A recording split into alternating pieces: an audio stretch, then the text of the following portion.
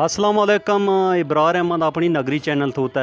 अज असां बैठे में आजी असलम पकवाई सेंटर ईसर विच ते जनाब साढ़े नाल कारीगर न भट्ट साहब और भाई बशारत राशिद नईम त्रै भरा रली मिली तो इत्थै कम्म कर रहे हैं और इत्थै तुसां की बकाया भी इन्होंने वीडियो बनाई तो दसने देगां शेगां और रोटियां पकाना भी दसां तुसां की।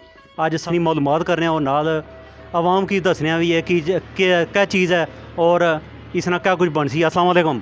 वालेकुम सलाम। बट भाई ये क्या कुछ है और इसना पेठा अच्छा पिट्ठा था इसना क्या कुछ जना अनाज बनाई रहे हो हलवा हलवा तो ठीक है। तो इसने क्या कुछ पेसी और किस तरह बन सी। देसी घ्यो पैसी ठीक है और पिस्ता बादाम ठीक। और हर चीज़। ये कोई महंगी आइटम है जी ठीक है।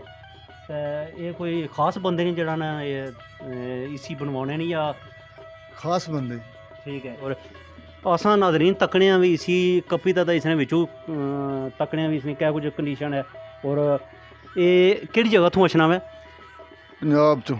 अच्छा पंजाब नहीं है जना पंजाब चो अचना। अच्छा जी ए नाजरीन इसने जना ना ये कटिया पाई और ये खरबूजे यार।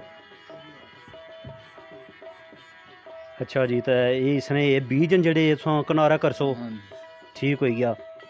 तो इसने जी पिछली 6 बिल्ले सी ठीक हो गया। तकरीबन किलो ने सारा भरी अच्छे ठीक। ये एक मसलन एक जड़ा ना आइटम कितने पेने कितने किलो वजन पे जाना तकरीबन 10 किलो बनवाई 12 किलो तक 10 किलो 12 किलो जियां ठीक हो गया। इसने च दसिया पाई और जना ना देसी घ्यो और इसने च मेवे जात जड़े ना काफ़ी पेने न और ये देसी घ्यो भी ही बनना ये स्पेशल है जड़ी ये आइटम है। इसकी हलवा हने न इसकी कोई हलवा खाली हलवा ने या इसी कोई पिट्ठे का हलवा जनाब इनू पिट्ठे का हलवा कहने जनाब। इस ये कटाई तो बाद जड़ा मरला है जड़ा वो असां बकाया भी जाना इन्हों को तकने बारो बारी भी क्या कुछ बिच पेना ते साढ़े नारे।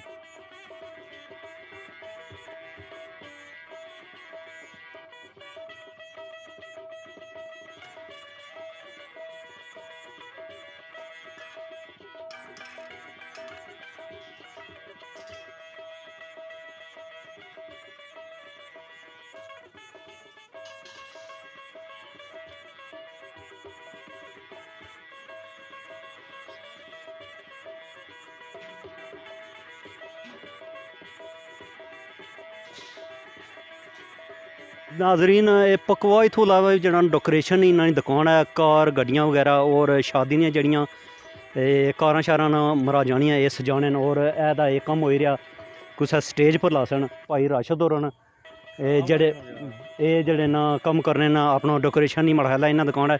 अच्छा तुसां डेकोरेशन की दुकान है या पकवाई ना भी सीखे हो जनाब डेकोरेशन की दुकान है तो पकवाई ना भी थोड़ा बहुत करी किन्ने को निज़ाम लाई ठीक है। ज़रा तुसां जरा ना ये माशाल्लाह त्रै भाई न नईम राशिद और बशारत ये जड़े ना त्रै भरा रली ते जड़ा ना मतलब एक अपना जड़ा ना कारोबार जड़ा सिलसिला चलाया ने और माशाल्लाह जड़ा काफ़ी मेहनती जड़ा मुड़े न। ते ये भाई और जड़े नाल भाई नासर और ये भी लगे हुए एदा जड़ा ना ये डेकोरेशन जड़ा ना करी रहे न फुल्लां नी ये भाई नईम ना इन्ना और ये भी जड़ा ना अपने कम्मे च बिजी सन। तो एक मिनट इन्हों को कड़ने भी। अस्सलाम वालेकुम। वालेकुम सलाम जी। ये कुत्थै गए सो सरकार दुलड़ गए समान देने दे मिलाद वास्ते हूँ जा समान देने दे बाकी खत्म अड्ड लगे। अब मैं तुसां की दसिया वै ये भाई नईम होर न जेड़े भाई बशारत और राशिद ने भाई न और ये बिजी न ये बाहर न जड़ा इन्हें ड्यूटी चली भी है। तो मेहरबानी सुनो जनाब शुक्रिया। इसने च देसी घ्यो पिया पिट्ठे बिच पिट्ठे बिच देसी घ्यो पिया ऐदा ठीक है जी। ये देसी घ्यो भी जड़ा ना भाई बशारत और इसी बनाई नाजरीन इसने च पिट्ठा पी चुकिया और इसने च मजीद इसने च दुध पेना इस आइटम विच ये देसी घ्यो तो दुध तो पिट्ठा ये इन्ना की जड़ा ना हूँ अगे पकने वास्ते जड़ा ना तकरीबन 2-3 घंटे लगने। जी नाजरीन तो ये मैं भाई होर को पुछने भी इसना जड़ा ना कमो पेश इसने च कितना क मटीरियल पैना वै इस कितना घ्यो है? सारे 2 किलो घ्यो पिया 2 किलो देसी घ्यो पिया और इसने च वो पिट्ठा जा कितना क वजन है पेसी? पिट्ठा 20 किलो है 20 किलो इसने च पिट्ठा पेसी। साफ सू करी 4-6 किलो पिट्ठा है ते ये दसो भाई इस कमो पेश इसने पर एक जना ना क्या उसने देसका हो गया इसने कितना क जना खर्चा आ जाना तकरीबन? इसके ऊपर तकरीबन अल्लाह है करे 25 ਤੋਂ 30 हज़ार रुपया खर्चा हो जाना। नाजरीन ये जड़ी एटम पक्की दी है इसना 25 ਤੋਂ 30 हज़ार रुपया जना ना ये खर्चा है इसना जड़ी ये एटम तैयार हो रही है ये देसी घ्यो है देसी घ्यो और बाकी बादाम पिस्ता वगैरह उस तो बाद सावगी खोया। अच्छा ये सारियां आइटमां पेशां फजे जी, ते तैयार हो सी जी। ते इसने पर कितना टाइम लगना तकरीबन? टाइम तकरीबन 4 ਤੋਂ 5 घंटे लग जाने। नाजरीन इसी तैयार करने वास्ते 4 ਤੋਂ 5 घंटे चाहिए न जड़ी ये बनाई रहे न पिट्ठे नहीं जड़ी है ना पिट्ठे नाल हलवा जड़ा बनाई रहे न इसने पर 4 ਤੋਂ 5 घंटे लगने न तकरीबन इसी और कोई कितना टाइम लगना तकरीबन?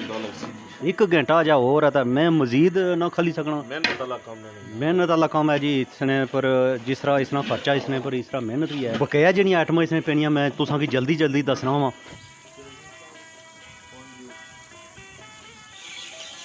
ये जनाब क्या बिच पिया? कोपा बुराई नाज़रीन तो मैं तुसां की जल्दी जल्दी दसना वा ये इसकी आने न पिट्ठा ये तकरीबन पंजाब विचों लभी जाना वै और इस तो अग्गे जिहड़ियां इसने च बकाया चीज़ां पेनियां न ये नाल किशमिश है सावगी और ये स्ट्रॉबेरी है बादाम और इस तो बाद खोपरा है इसने च खोया पेना और ये जड़ा फ्रूट है फ्रूट मिक्स इसने च ये भी पेना। नादरीन आपने घबराना नहीं है खुशबू बड़ी सोहनी आई रही है तो उस्ताद जी ये दसो भाई इसी भी हूँ थोड़ी देर है मुड़ा है और कोई 15-20 मिनटां नहीं तैयार हो जाती इस तो अलावा कोई जन कितने जन हलवे न मसलन केड़ा तुसां तैयार करने हो?